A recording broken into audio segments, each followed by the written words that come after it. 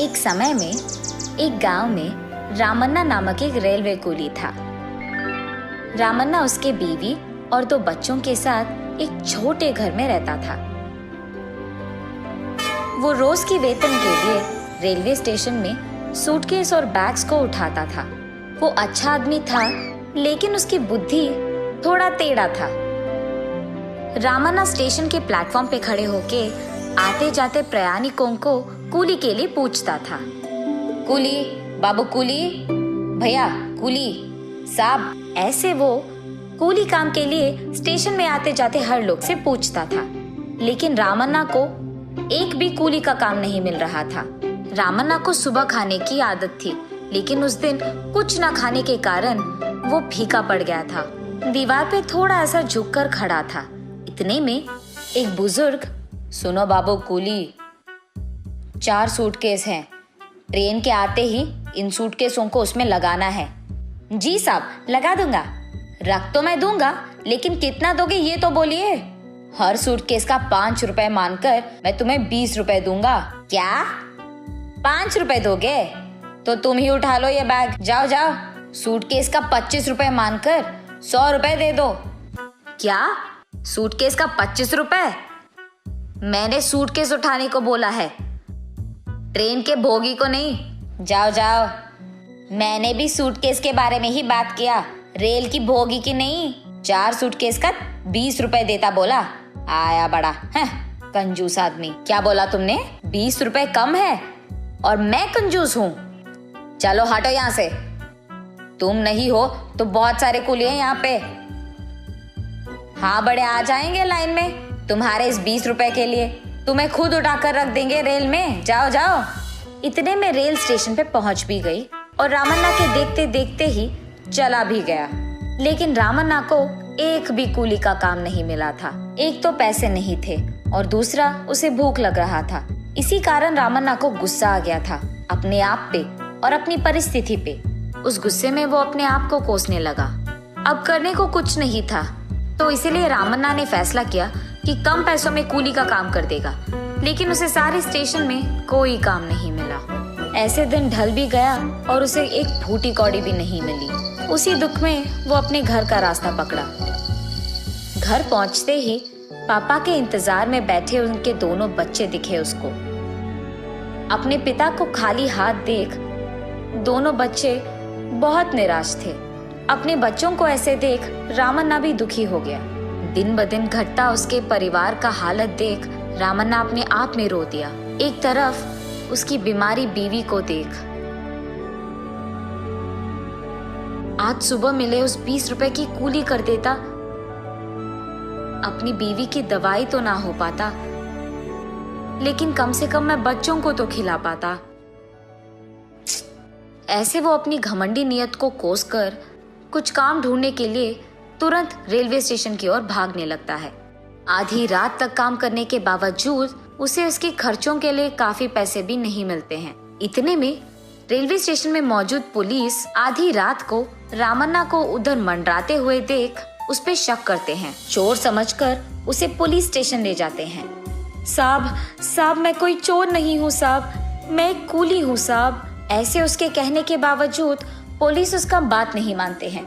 उसके पास मौजूद थोड़ी बहुत चिल्लर भी ले जाते हैं। तुम्हारे कूली का पहचान लेकर कल स्टेशन आओ, तब तुम्हें छोड़ते हैं। साहब मैं कोई चोर नहीं हूँ साहब, मेरी बात तो सुन लो साहब। ऐसे रामन्ना पुलिस को समझाने की बहुत कोशिश करता है, लेकिन उसकी बात ना मानकर पुलिस वहाँ से चले जाते हैं। इस कारण रामैया स्टेशन में अकेले बैठकर, हाय भगवान, मेरी इतनी बुरी हालत क्यों कर दी तूने। मेरे पास बचे चिल्लर भी उन्होंने ले लिया। आज मैं अपने बच्चों को क्या खिलाऊंगा। ये सब सोचते हुए निराश होकर रामैया स्टेशन में चलते जाता है। इतने में रेलवे पे खड़े एक ट्रेन में से एक प्रयाणी उनके खाने के बाद बचे हुए खाने को रामैया को देते हैं। उस खाने को लेकर रामैया खुशी खुशी अपने घर की ओर बढ़ता है।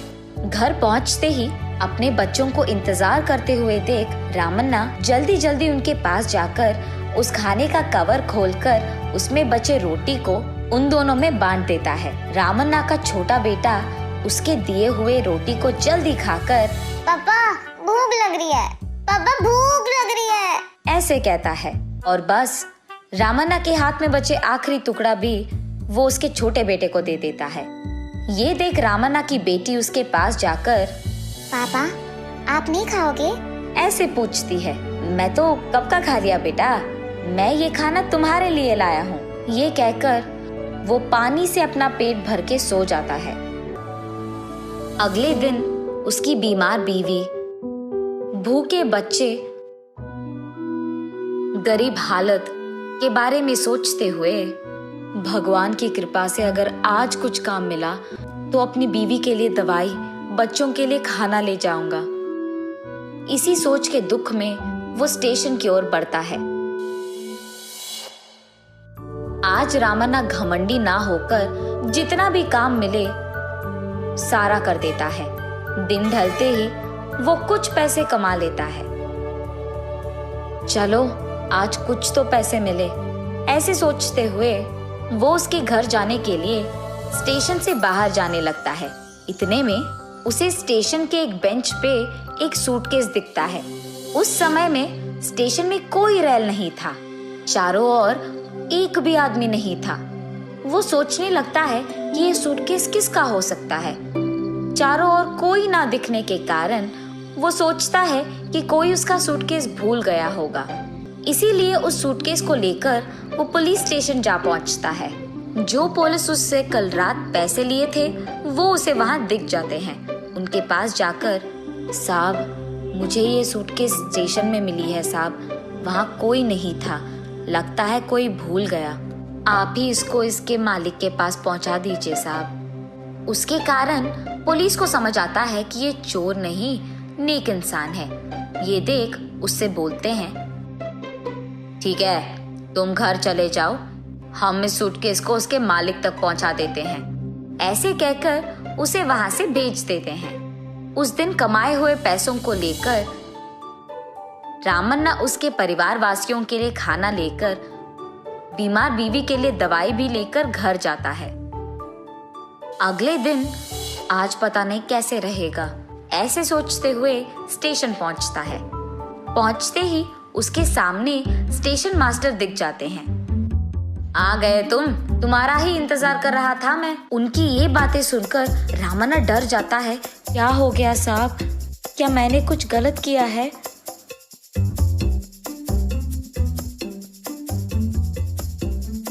अरे रे, ऐसा कुछ नहीं है रामन्ना। कल रात के तुम्हारे अच्छे काम के लिए तुम्हें तोहफा मिला है। तुमने जो सूटकेस पुलिस लोगों को पहुंचाई थी वो एक अमीर आदमी का है। तुम्हारी अच्छाई की दाग देकर तुम्हारे लिए कुछ पैसे भिजवाया उन्होंने। हर अच्छे काम का प्रतिफल होता है। ये कहते हुए स्टेशन मास्टर रामन्ना को वो पैसे देता है। अच्छे काम करते हुए अपनी जिंदगी और जिम्मेदारी निभाओगे तो उसका प्रतिफल तुम्हें हमेशा मिलेगा।